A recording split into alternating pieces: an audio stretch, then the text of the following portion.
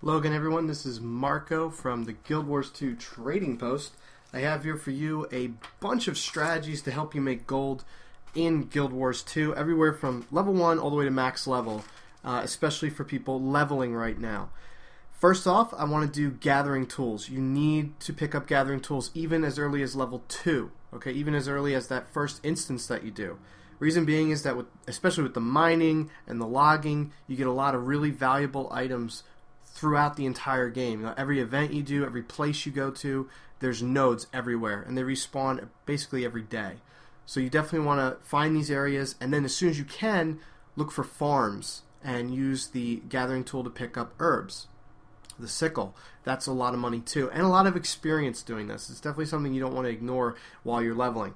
But as early as level 2, you're going to find these nodes. If you don't have the mining axe, mining pick and the logging axe already, you're going to miss out on that XP and the copper early on. Another great way to make money early on is unidentified dyes. So let's take a look at unidentified dyes. When you identify a dye, it's usually only worth like 1 or 2 copper. When you sell an unidentified dye, it's worth like 5 silver, 5 to 6 silver immediately to a buyout order. 550 right now for a buyout order. That's pretty awesome. Salvaging buy orders is another great way to make money.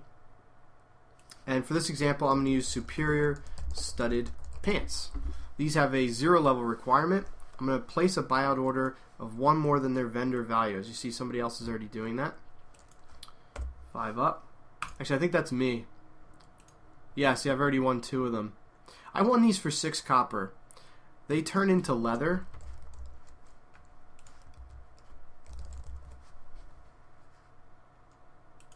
Not leather scrap, I think it is called. Oh, shoot.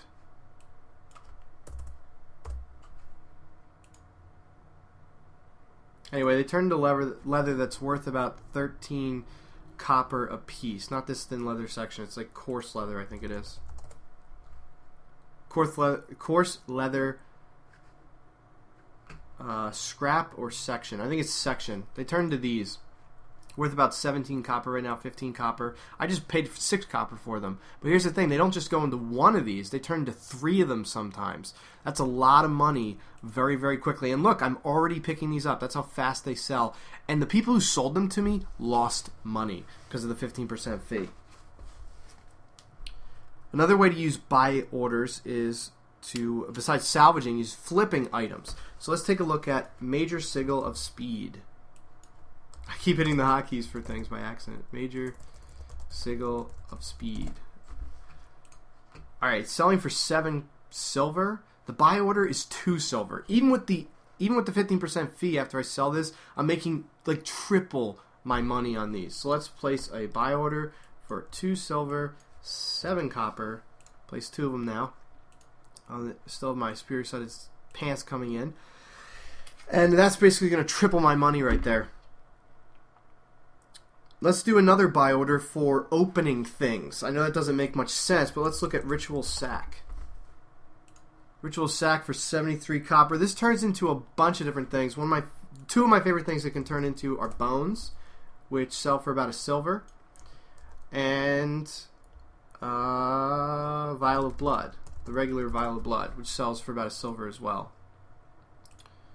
It's going down in price really quick, but yeah, it's about 1 silver. As you see, there's only a couple here.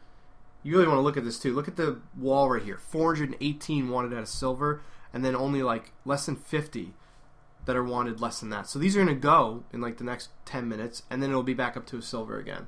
So don't always go by this lowest listing. But let's look again at the Ritual Sack. So I know it's at 73 right now, but if you look at the buy order, you can get it as cheap as 45 copper. You really want to do that. Sometimes you'll lose money on these, but I found they're usually really, really profitable. Alright, let's go to the next one. Sorry, I had to write all these down. You can't Alt-Tab in Fraps.